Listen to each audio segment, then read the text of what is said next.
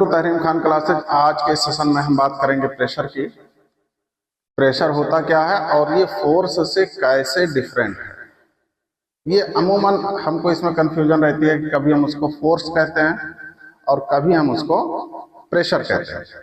तो कब force pressure बन जाता है या कब प्रेशर फोर्स बन जाता है, इसी के बारे में आज हम इसमें बात करेंगे। तो घबराइएगा नहीं, है वीडियो हो सकता है थोड़ा सा लेक्चर लंबा हो जाए, सेशन लंबा हो जाए, तो आप छोड़ के भागिएगा नहीं। पूरा अगर आप देख लेंगे तो आपको प्रेशर के सारे कॉन्सेप्ट एकदम क्रिस्टल क्लियर हो जाए। ओके, चलो फिर बात करते हैं। प्रेशर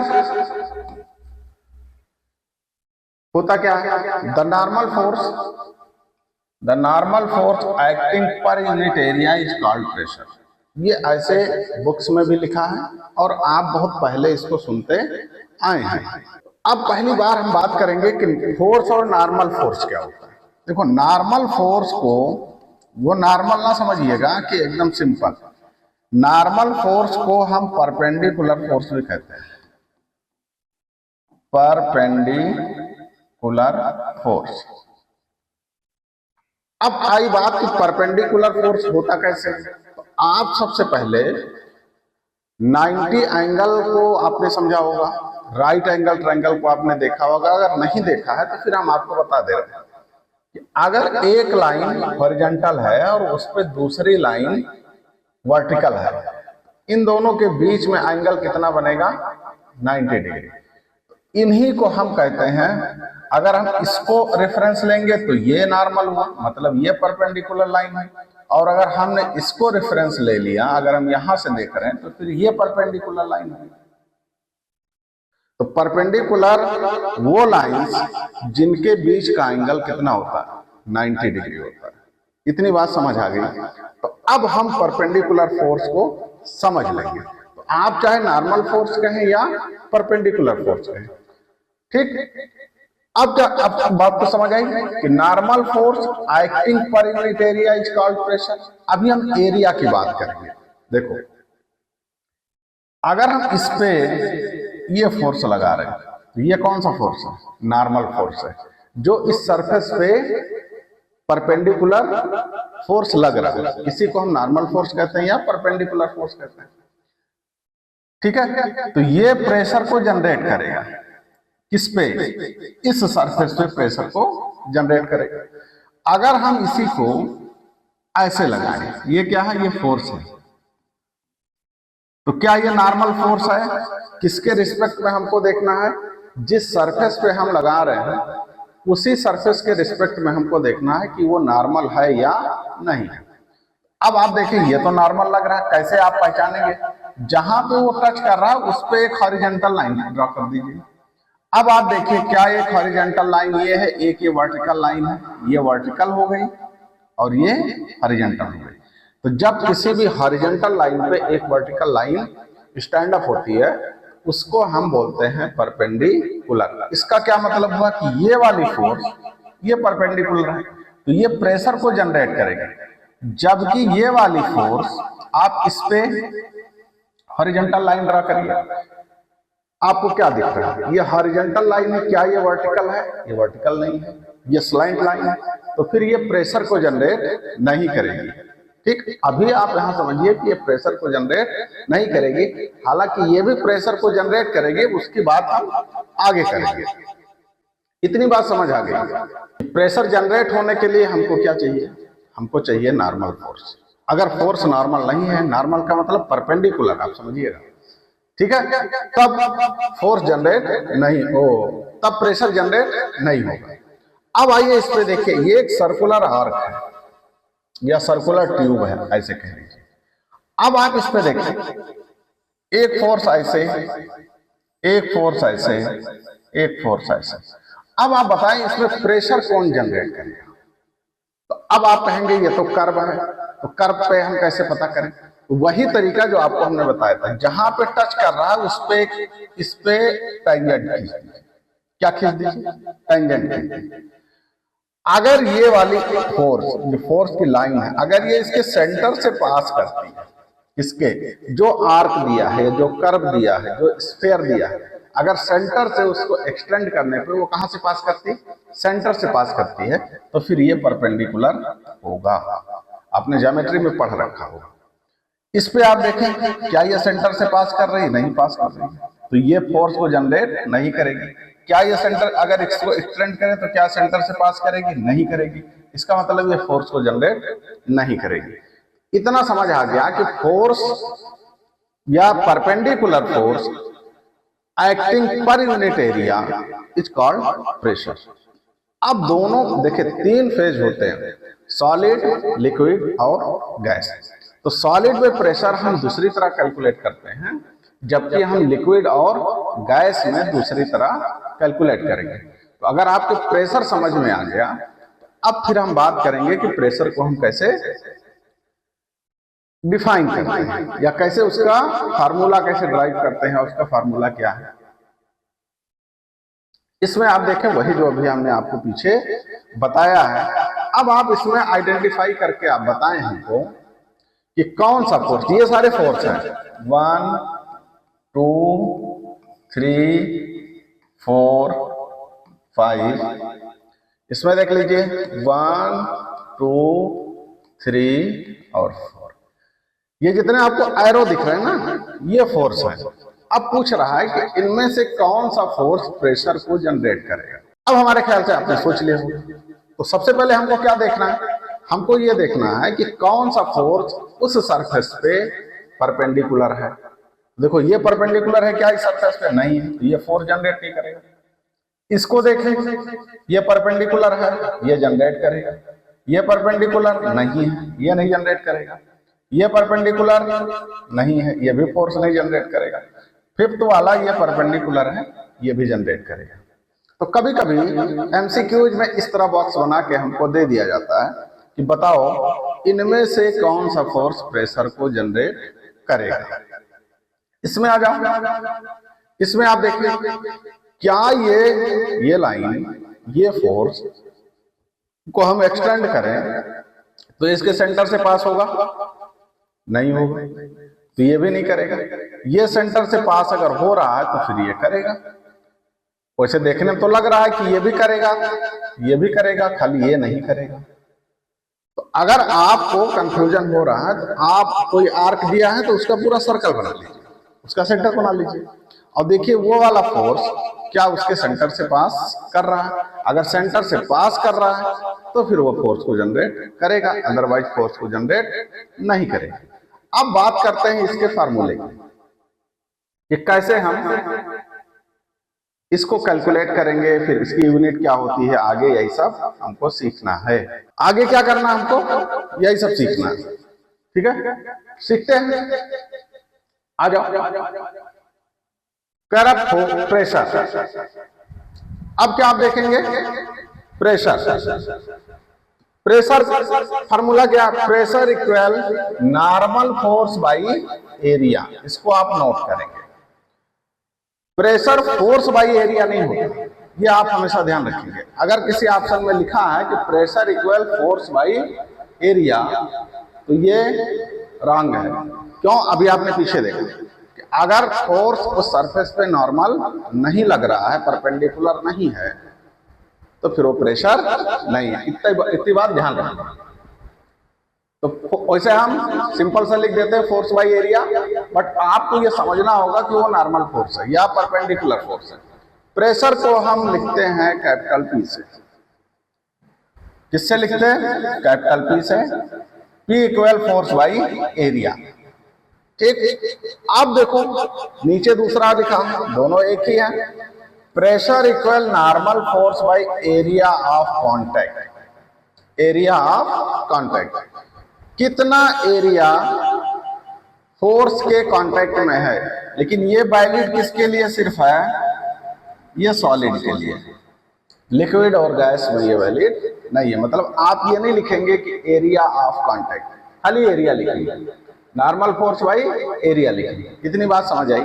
देखो मान लो ये फोर्स है, ये क्या है, फोर्स, और इस सरफेस एरिया पे, इस सरफेस पे लग रहा है, जिसका एरिया क्या है, ए है। अब यहां से आप देखो ये फोर्स नॉर्मल है कि नहीं है, हमने क्या कहा था, जहां पे टच कर रहा है वहां पे हॉरिजॉन्टल लाइन ड्रा कर दिया। अब देखो ये हॉरिजॉन्टल, ये वर्टिकल, तो ये परपेंडिकुलर बना नहीं बना। मतलब क्या हुआ, ये फोर्स को, प्रेशर को जनरेट करेगा। इतनी बात समझ आ गई। Pressure equal normal force by area, pressure को P से लिखते हैं, P equal F by A। ठीक, यहां तक ठीक है। एक और चीज हमको समझ लेना है यहाँ पे कि प्रेशर में भी डायरेक्शन होता है। It has direction. डायरेक्शन है तो मैग्नीट्यूड तो होगा ही, मैग्नीट्यूड तो होगा ही। ठीक है, अब हम बात करते हैं क्या ये वेक्टर है या नहीं, क्योंकि वेक्टर की जो हमने डेफिनेशन पढ़ रखी है वो ये है कि ऐसी physical quantity which have both magnitude and direction. समझ आ गया? तो अब प्रेशर में भी मैग्नीट्यूड है और डायरेक्शन है, लेकिन आपको बता दें हम कि ये वेक्टर नहीं है, ये स्केलर है। क्यों स्केलर है? इसलिए स्केलर है बेटा कि ये वेक्टर के लॉ को फॉलो नहीं करता, वेक्टर लॉ को फॉलो नहीं करता, do not follow the vector law. इसलिए प्रेशर क्या है? स्केलर क्वांटिटी है। तो अमूमन एग्जाम में प्रेशर को पूछा जाता है और हम इसको डायरेक्शन के हिसाब से समझते हैं। फिर क्या होता है, हम वहां कंफ्यूज हो जाते हैं और इसके उस पे वेक्टर पे हम टिक करके चले आते हैं, जिससे वो क्या हो जाता है, रॉन्ग हो जाता है। समझ आया? तो इतना ध्यान रखिएगा कि प्रेशर वेक्टर क्वांटिटी नहीं है, प्रेशर स्केलर क्वांटिटी। तो दो चीजें हो गई, प्रेशर को आप समझ गए कि फोर्स नॉर्मल होना चाहिए। ठीक है, दूसरा अगर सॉलिड है तो एरिया ऑफ कांटेक्ट पे डिपेंड करेगा। तीसरी बात हम यूनिट की कर लेते हैं। यूनिट मतलब, यूनिट का क्या मतलब, इसको हम किसमें मेजर करते हैं। ठीक है, किसमें हम इसको नापते हैं, यूनिट ऑफ प्रेशर। अब हम फार्मूले से अगर निकालें, देखो तो P इक्वल होता है F बाई ए। अच्छा, फोर्स की यूनिट क्या होती है? न्यूटन। फोर्स की यूनिट न्यूटन। एरिया, एरिया की यूनिट होगी मीटर स्क्वायर। इसकी एक यूनिट मिल गई न्यूटन पर मीटर स्क्वायर। चाहे आप ऐसे लिखें या ऐसे लिख दें, न्यूटन पर मीटर स्क्वायर, या आप ऐसे लिख दें, m को ऊपर लेके चले जाएं, ऐसे हाइफन लगा के -2 लिख दें। यहां तक क्लियर? ठीक। इसकी दूसरी यूनिट होती है पास्कल, PASCAL, पास्कल। सीधे हम इसको लिखते हैं PA। पास्कल इसकी SI यूनिट है। किसकी? प्रेशर की। ऐसे भी याद रखें, P से प्रेशर, P से पास्कल। पास्कल क्या है? इसकी SI यूनिट है। इतना आप ध्यान रखेंगे। अगर SI यूनिट पूछता है तो फिर आप न्यूटन पर मीटर स्क्वायर को नहीं लिखेंगे, फिर आप लिखेंगे, क्या लिखेंगे?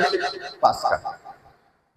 पास्कल और न्यूटन पर मीटर स्क्वायर दोनों क्या हैं? दोनों सेम है। दोनों की वैल्यू क्या है? सेम है। तो क्या हम लिख सकते हैं?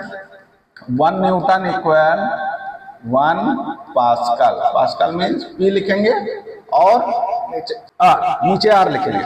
अगर इतने महीने से पढ़ेंगे, बहुत हार्ड वर्क अगर आप करेंगे तो आपके नाम के भी नीचे डॉक्टर लग जाएगा। डॉक्टर लगना कोई बड़ी बात नहीं है। समझ आ गया?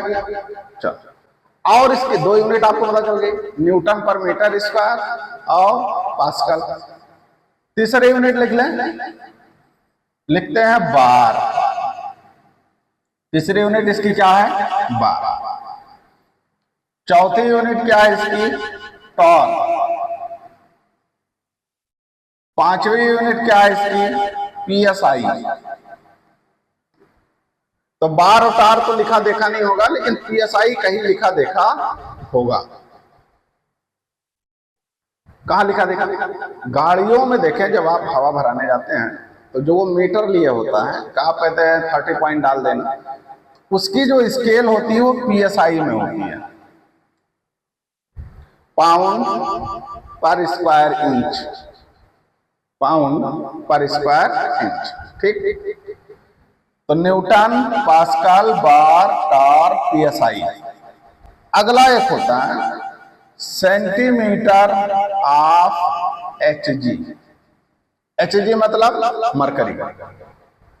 तो चाहे आप सेंटीमीटर ऑफ एचजी लिखे, इसका भी आगे मतलब जो आपको लिक्विड वाला हम पढ़ाएंगे, प्रेशर ऑफ लिक्विड, तब वहां आपको क्लियर हो जाएगा। फिलहाल इसको आप ऐसे ध्यान रखिए, सेंटीमीटर ऑफ एचजी, या ऐसे कोई लिख दे सेंटीमीटर ऑफ वाटर, कुछ भी लिख सकता है इधर, centimetre of Hg, centimetre of water. तो जब हम लोग लिक्विड वाला पढ़ेंगे तब हम लोग इसको क्लियर कर लेंगे। फिलहाल आप इतना जानिए, पास्कल, न्यूटन, बार, टॉर्क, पीएसआई। पीएसआई पे कभी क्वेश्चन नहीं आता, सेंटीमीटर ऑफ एचजी पे आता है। ये आगे जब लिक्विड वाला हम पढ़ेंगे तो हम जान लेंगे। अब आ जाए कुछ क्वेश्चन पे हम लोग ट्राई करते हैं। चलो क्या कह रहा है, if a force acted on, question देखें, if a force acted on 5 metre square. अब 5 मीटर स्क्वायर ये क्या है, ये एरिया है। एरिया हमको मिल गया किसमें, 5 मीटर स्क्वायर। अच्छा फोर्स कितना है, 100 न्यूटन। फोर्स कितना, 100। ठीक, तो दोनों चीजें हमको मिल गई। अब एक चीज हमको यहाँ ये ध्यान रखना है कि एरिया की यूनिट हमको ध्यान रखना। अगर फोर्स न्यूटन में है तो एरिया हमको मीटर में चाहिए। अगर ये सेंटीमीटर स्क्वायर दिया है तो फिर हम इसको मीटर स्क्वायर बनाएंगे, तब आगे कोई काम करेंगे। तो प्रेशर निकाल लीजिए। प्रेशर P इक्वल होता है फोर्स बाई एरिया। फोर्स कितना दिया है, 100 न्यूटन, और एरिया कितना दिया है, 5 मीटर स्क्वायर। तो आप डिवाइड कर दीजिए, आ गया 20। अब चाहे आप लिखे 20 न्यूटन पर मीटर स्क्वायर, या आप लिख दें 20 पास्कल। दोनों चीज सेम है, दोनों चीजें क्या है, सेम है। अच्छा अगर लिखा नहीं है ना कि फोर्स परपेंडिकुलर है या ऑब्लिक है, तो फिर आप उसको परपेंडिकुलर ही मानेंगे। इफ अ फोर्स, समझ आ गया। अब देखो दूसरे क्वेश्चन में क्या कह रहा है, कह रहा है 10 न्यूटन का force, 10 Newton force acting perpendicular on a body. अब इसमें उसने लिख दिया, अगर ना भी लिखा होता तो काम चल जाता। बहरहाल इसको हमने इसलिए बना लिया कि आप घबराएं नहीं, कि उसने परपेंडिकुलर लिख दिया तो आपके हाथ पैर फूलने लगे। परपेंडिकुलर यहां नहीं लिखा था तो हमने परपेंडिकुलर कंसीडर कर लिया, यहां लिख दिया तो कोई बात नहीं। On a body whose surface area 20 centimetre square. तो पहले हम फोर्स को लिखेंगे। फोर्स कितना दिया, 10 न्यूटन। ठीक, एरिया कितना दे रखा है उसने, एरिया दे रखा है 20 सेंटीमीटर स्क्वायर। अब हमको क्या करना पड़ेगा, हमको करना ये पड़ेगा, हमको बताया था कि ये मीटर में होना चाहिए। अगर ये न्यूटन में है तो ये मीटर में होना चाहिए। इसका मतलब क्या हुआ कि सेंटीमीटर स्क्वायर को हम मीटर स्क्वायर में चेंज करेंगे। कन्वर्जन ऑफ यूनिट हमने आपको बताया है।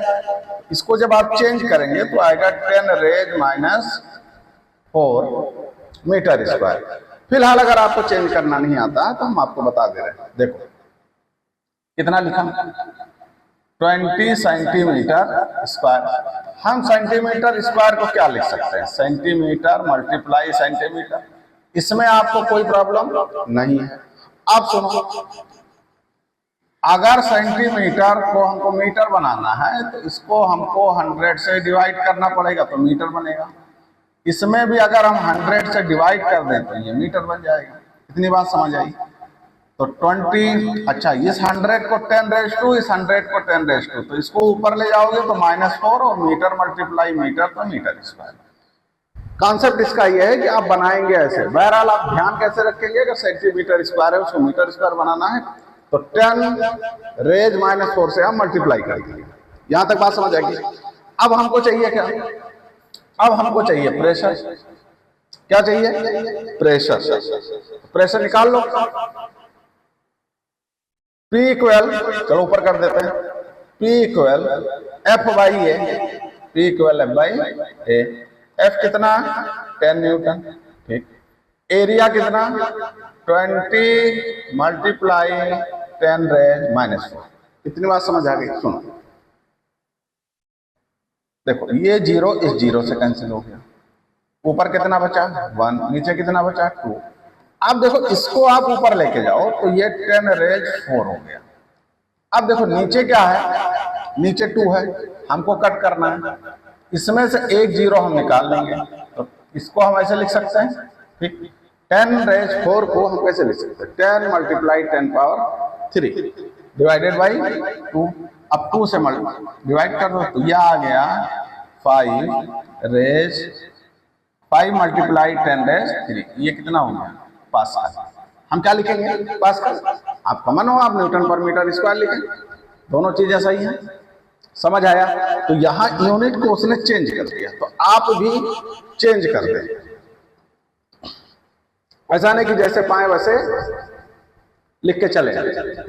यूनिट का ध्यान रखना है, सारी मेहनत आपकी बेकार हो जाती है, ऐसे ही जानवर उल्लू बनाता आपको।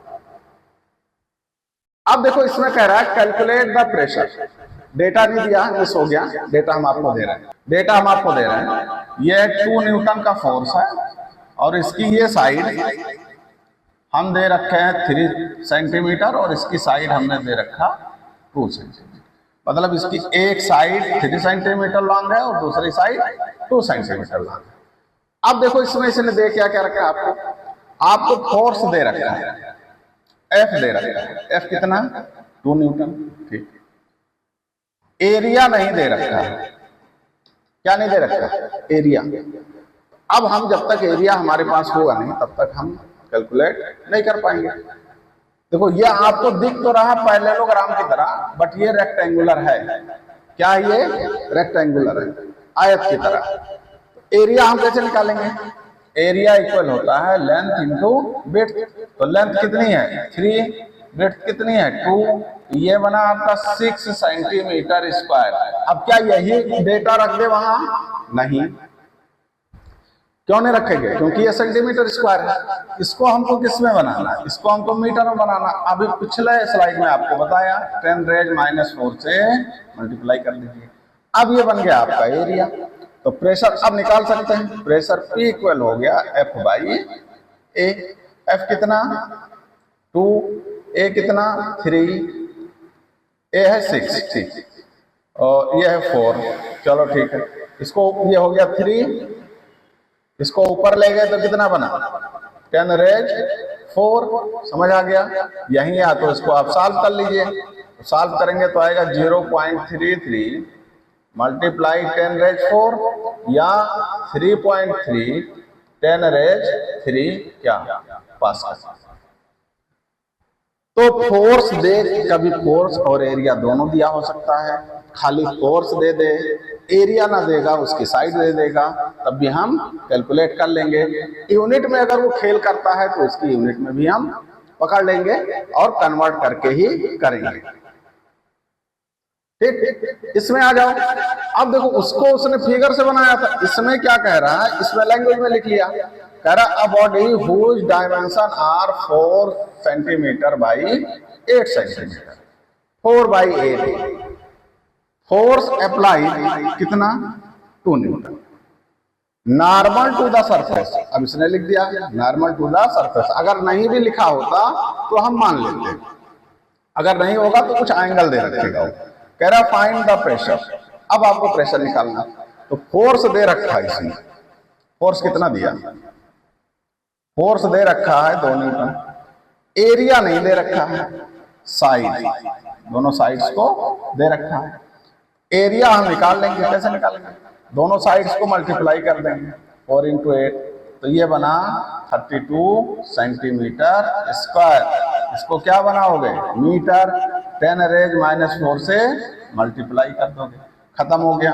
अब P निकाल सकते हैं, P इक्वल क्या हो गया F बाई A, F कितना 2, A कितना 32 मल्टीप्लाई -4, ठीक, कितना पास्कल होगा, आप इसको सॉल्व कर लीजिए।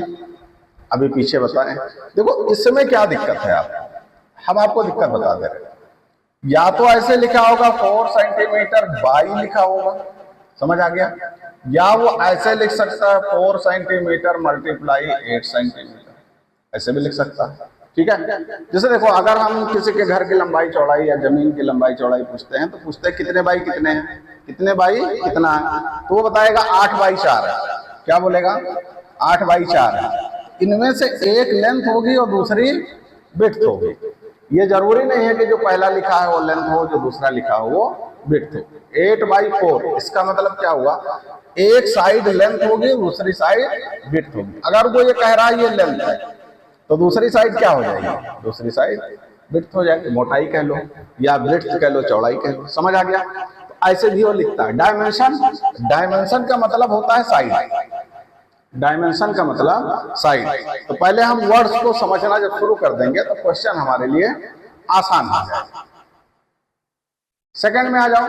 अभी तक तो उसने आपको फोर्स दे रखे, फोर्स दे करके और प्रेशर पूछ रहा था। फोर्स दिया था, एरिया नहीं दे रखा था, साइड दे देता था, यूनिट को चेंज कर देता था, फिर भी आप कैलकुलेट कर लेंगे।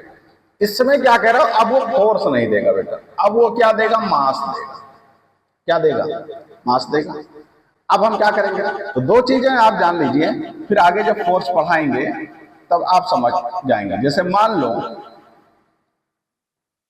ये एक ब्लॉक है जिसका मास कितना है? m है। किसी चीज से, रस्सी से हमने बांध के इसको हैंग कर दिया, इसको लटका दिया। तो अगर हम इसको कट करें तो ये आएगा कहाँ?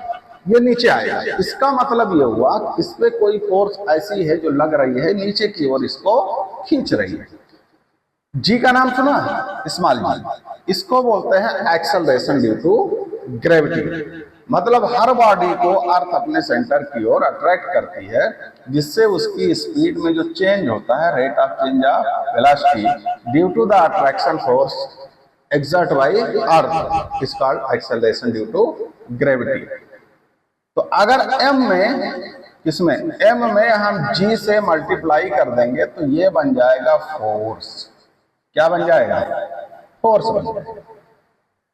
समझ आ गया? इसको समझ ले। अगर m में हम g को मल्टीप्लाई कर देंगे तो क्या बन जाएगा? फोर्स बन जाएगा। जितना फोर्स ये लगा रहा है ये बन जाएगा। तो g से मल्टीप्लाई कब कब हम करेंगे? किन किन कंडीशन में? या तो बॉडी ऊपर जा रही हो, या तो बॉडी नीचे आ रही हो, या बॉडी रखी हुई हो, ऐसे रखी हुई हो, तब हम जी से मल्टीप्लाई करके फोर्स को कैलकुलेट करेंगे। अगर ये ऐसे मूव कर रही है लेफ्ट या राइट तो हम जी से मल्टीप्लाई करके फोर्स निकाल नहीं सकते।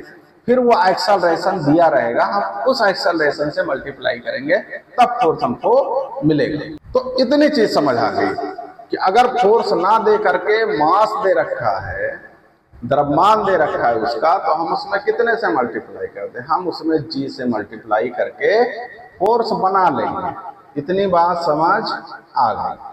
अब आ जाओ क्वेश्चन। कह रहा है a 5 kg block having surface area 2 metre square, find the pressure. अब देखो इसने एरिया दे रखा, मास दे रखा, मतलब फोर्स कहीं दिया? कहीं नहीं दिया। तो हम हमने अभी जिस कॉन्सेप्ट को आपको बताया उसी से आप फोर्स को कैलकुलेट कर लेंगे। तो आपको बताया था कि अगर m दिया हो तो किससे मल्टीप्लाई कर देंगे?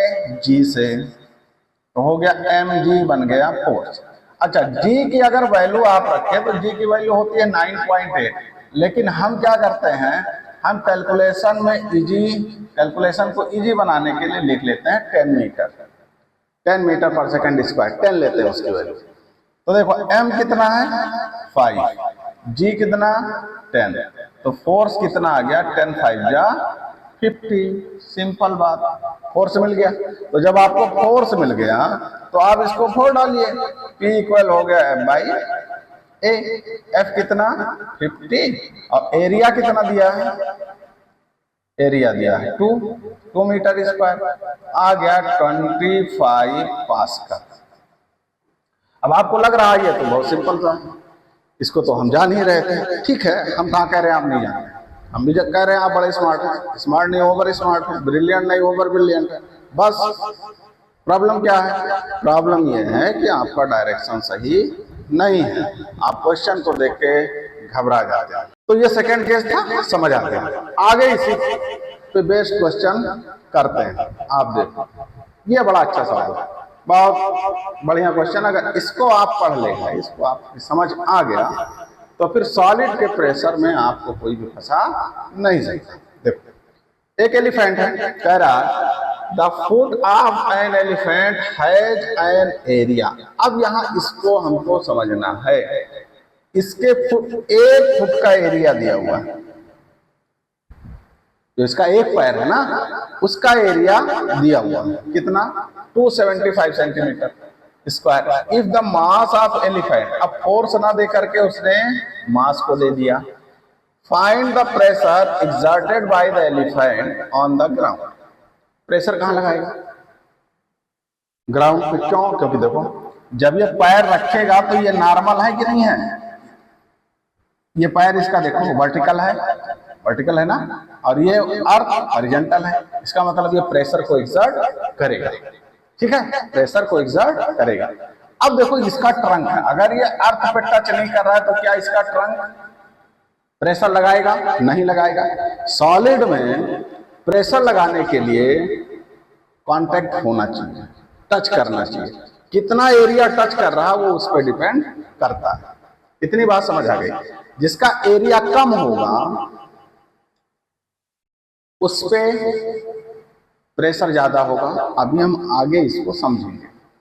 अब आ जाओ एरिया, इसको हम दो तरह से अप्रोच करके देखते हैं। फर्स्ट देखो, एक क्या दिया, इसके एक पैर का एरिया दिया है 275। कितने पैर है इसके, 4, तो टोटल एरिया कितना होगा 275 मल्टीप्लाई 4।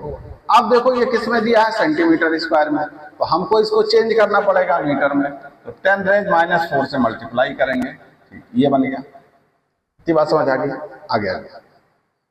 अब फोर्स ना दे करके उसने मास दे रखा है, तो हम F पहले फाइंड आउट करें। तो F इक्वल क्या होगा, M इंटू जी, M इंटू जी। M कितना दिया है 2200 kg, मल्टीप्लाई, या 2200 kg कहना सही है, नहीं है, 2200 kg। समझ आया, अच्छा आगे बढ़े। kg दिया है, इसमें हम किससे मल्टीप्लाई करेंगे, जी से। जी की वैल्यू कितनी है 10 है। अब देखो जब इस तरह इतने बड़े डेटा दिया हो तो हमको मल्टीप्लाई करना नहीं है। अब हम सीधे फार्मूले पा जाते हैं। दोनों डेटा मिल गया आपको, एरिया आपको मिल गया, फोर्स मिल गया, तो P हम निकाल लेंगे। P इक्वल क्या होगा, F बाई ए। F कितना 22, इसको हम क्या लिख सकते हैं, multiply 100 divided by 275 multiply 4 multiply 10 raise -4। किससे कैंसिल करें, देखो 2 से ये कैंसिल हो गया, 11 आ गया, कितना आया 11, ठीक। अब देखो 25 से ये होगा, 25 बन जा 25 और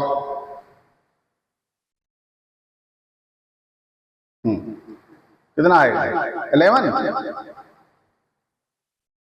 27, 25, हाँ ठीक 11 आएगा। देखो ये 11 इस 11 से कैंसिल हो गया। अब बचा क्या, ये 2 है, तो 2 से ये कैंसिल हो गया, ये आ गया 50। कैलकुलेशन चेक कर लेना।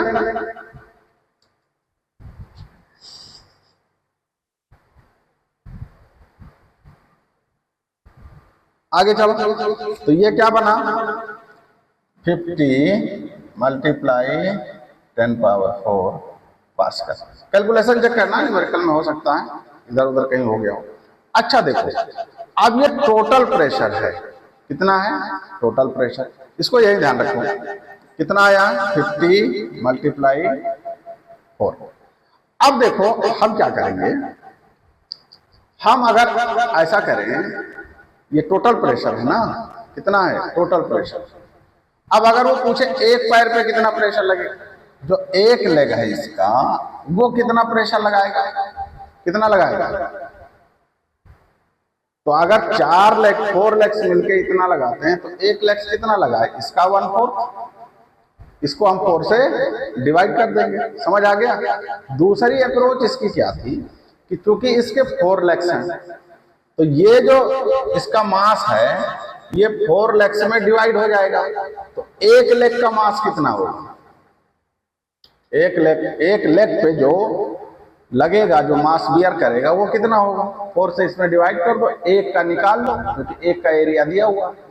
एक का जब आ जाएगा तो उसमें 4 से मल्टीप्लाई करके इतना बन जाएगा आपका। ठीक है, चलो आगे बढ़े।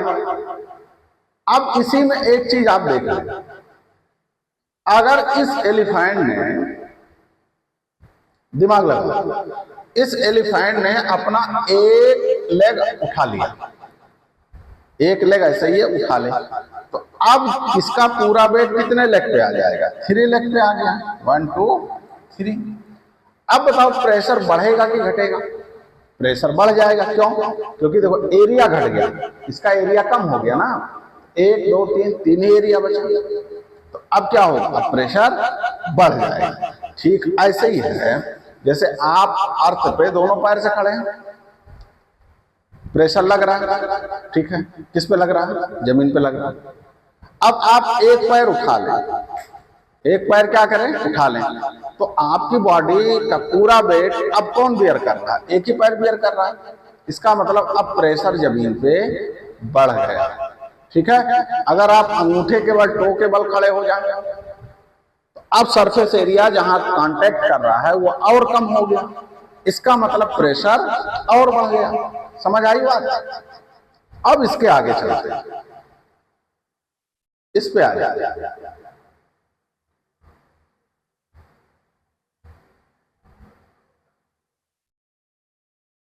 इसमें कह रहा है एक क्यूबिकल बॉक्स है। क्या है? A cubical box of side 4 centimetre. एक क्यूब है जिसकी एक साइड कितनी है? 4 सेंटीमीटर। ठीक, वेट इसका है m कितना दिया है? 12 kg। अगर ये ग्राम में होगा तो हम केजी में चेंज कर लेंगे, इतनी बात ध्यान रखना। प्लेस्ड ऑन ए टेबल, एक टेबल पे रखा हुआ। Find the pressure exerted on the table. अब ये क्यूबिकल बॉक्स ये मान लो टेबल पे रखा है, तो ये कितना प्रेशर जनरेट करेगा? तो अब देखो m दिया है तो हमारे पास f नहीं है। f क्या बताया था आपको? मास इंटू जी। ठीक, मास है 12, जी कितना? 10। ठीक, ये कितना आ गया? न्यूटन में। अब बात आती है एरिया कैसे निकालें। सुनो, क्यूबिकल बॉक्स अगर है तो इसका मतलब इसकी ये साइड और ये साइड क्या इक्वल है, तो 4 ये है तो 4 ये भी होगा, 4 ये है तो 4 ये भी होगा। एरिया क्या होता है? इसका एरिया सरफेस टोटल। इससे हमको नहीं मतलब है, इससे भी हमको नहीं मतलब, इस पे भी हमको मतलब नहीं। हमको मतलब किससे? जो टेबल को टच कर रहा है हमको उसी से काम है।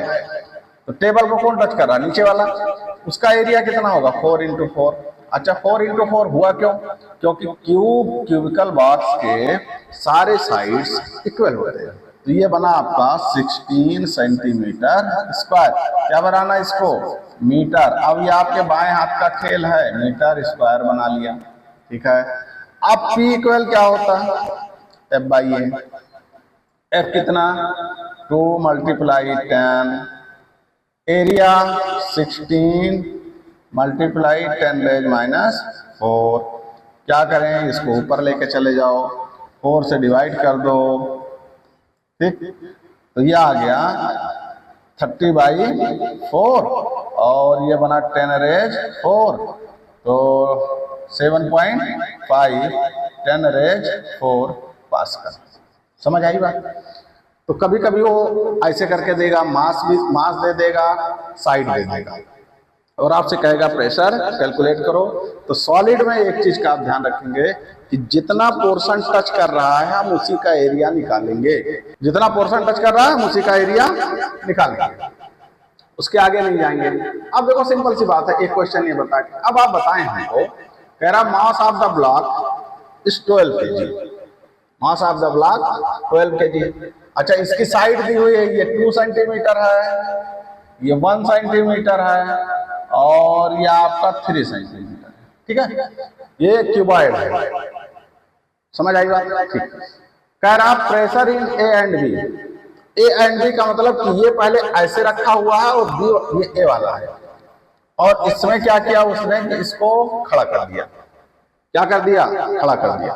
तो अब खड़ा करने पे देखो यहाँ आसानी समझ सकते हैं, ये साइड आपकी 1 सेंटीमीटर है और ये साइड आपकी 3 सेंटीमीटर है। इतनी बात समझ आई। तो अब हम इसमें देखेंगे कौन सा टच कर रहा है, नीचे वाला ये एरिया टच कर रहा है ना, ये पोर्शन टच कर रहा है, तो हम इसका एरिया निकालेंगे। एरिया कितना आएगा, 2 × 1। बात समझ आ गई, 2 × 1 यही तो टच कर रहा है। एरिया हमको मिल गया ब्लॉक ए में, एरिया हमको मिल गया 2 × 1 तो कितना बना, 2 सेंटीमीटर स्क्वायर। समझ आ गई बात। अच्छा मास एम दिया है तो आप एफ निकाल लेंगे। अब बी वाले में आ जाएंगे, देखो अब इसका ये वाला पोर्शन टच कर रहा है, कौन वाला, ये 1 है ये 3 है, मतलब हमने इसको ऐसे पलट दिया। तो अब इसका एरिया कितना हो जाएगा, 1 × 3। बात समझ आ गई। तो दोनों का हम निकाल लेंगे। अब अगर वो इतना डेटा देकर कुछ ना देता और ये कहता कि अब बताओ प्रेशर किसमें ज्यादा होगा, मास दिया है साइड भी दिया होगा, प्रेशर किसमें ज्यादा होगा। अब बताओ ये ज्यादा, ये टच ज्यादा कर रहा है ना, तो इसका एरिया ज्यादा है, तो प्रेशर क्या हो जाएगा, कम लगाएगा। इसमें क्या है, एरिया इसका कम हो गया, पतला हो गया, तो इसका प्रेशर बढ़ गया। समझ आ गई बात। इसको कैलकुलेट कर लेना, इसको लगा लेना। आगे इसमें हम देखते हैं, चलो ये बड़ा अच्छा क्वेश्चन है। इसमें आप आइडेंटिफाई करें कि किस में प्रेशर ज्यादा होगा। एक ही एलिफेंट है और उसके 3 पोजीशन दिखाए गए। इसमें कितने दिखाए गए हैं, 3 पोजीशन दिखाई गए। सुनो देखो, इसमें क्या कर रहा है, इसने अपने एक पैर को उठा लिया, एक लेग को क्या किया, उठा लिया। अब इसका पूरा वेट कितने पे आ गया, 3 पे आ गया। कितने पे आ गया, 3 पे आ गया। अच्छा इसमें आप देखें, इसमें इसने अपने 2 पैर उठा रखे हैं, मतलब पूरा वेट इसका 2 पे आ गया। कितने पे आ गया, 2 पे आ गया। इसमें आप देखें, इसमें इसने एक पैर उठा रखा है, इसका मतलब इसमें भी इसका पूरा वेट 3 पैर हैंडल कर रहे हैं। तो ए और सी में तो प्रेशर सेम होगा। क्यों सेम होगा, P A equal P C. क्यों सेम होगा, क्योंकि पूरा वेट ये भी इसके 3 पैर हैंडल कर रहे हैं, होल्ड कर रहे हैं, और इसमें भी। समझ आ गया। आप इसमें आ जाओ, इसमें देखो, इसमें इसका पूरा वेट 2 पैर और इसमें इसका पूरा वेट 4 पैर हैंडल कर रहे हैं। तो सबसे कम एरिया किसमें है, सबसे कम एरिया इसमें है जो टच है। इसका मतलब पीबी सबसे बड़ा होगा, पीबी का प्रेशर सबसे ज्यादा होगा। समझ आ गया। अच्छा अगर पूछे सबसे कम कौन सा होगा, तो देखो सबसे कम डी वाला होगा। क्यों, डी वाला क्या होगा, लीस्ट होगा। क्यों लीस्ट होगा, क्योंकि इसके 4 पैर है। अगर इसमें 5वां भी कोई चीज आप लगा दे तो वो और कम हो जाएगा। ये कॉन्सेप्ट समझ आया। आगे बढ़िए, इसमें आप बता दें, देख के अब आप बता ही सकते हैं कि कौन सा सही है। जल्दी 2 सेकेंड वीडियो पॉज करें और बताएं।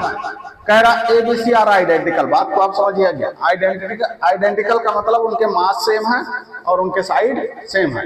एक ही चीज को हम 3 पोजीशन में रखें। देखो अगर ये ऐसे टच है तो इसका एरिया सबसे ज्यादा, एरिया सबसे ज्यादा। अच्छा फिर इसका क्या है, ए का एरिया बी से ज्यादा, इसका और कम है। और सबसे कम किसका है, इसका। ये इसकी एक साइड टच कर रही, ऐसे ऐसे टच कर रही, तो बहुत कम टच कर रहा है, तो सी वाला सबसे कम है। अब प्रेशर किसका ज्यादा है, जिसका एरिया जो टच एरिया कांटेक्ट वाला एरिया है जो सबसे कम होगा उसका प्रेशर ज्यादा होगा। तो सबसे कम किसका, सी है। तो पीसी ग्रेटर देन किससे,